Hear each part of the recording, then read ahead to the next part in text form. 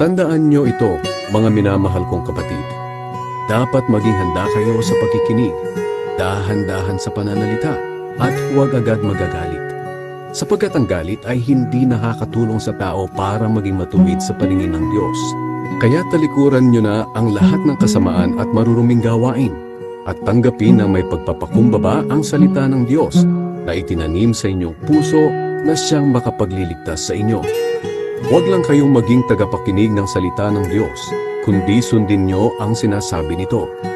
Dahil kung hindi, dinadaya nyo lang ang sarili ninyo. Dahil kung nakikinig lang ang isang tao sa salita ng Diyos, pero hindi naman niya tinutupad ang sinasabi nito, katulad siya ng isang taong tumitingin sa salamin, na pagkatapos makita ang sarili, ay umaalis at agad kinakalimutan ang ayos niya. Ngunit ang taong nagsasaliksik at tumutupad sa kautosang ganap na nagpapalaya at hindi tagapakinig lang na nakakalimot agad, ay ang taong pagpapalain ng Diyos sa mga ginagawa niya.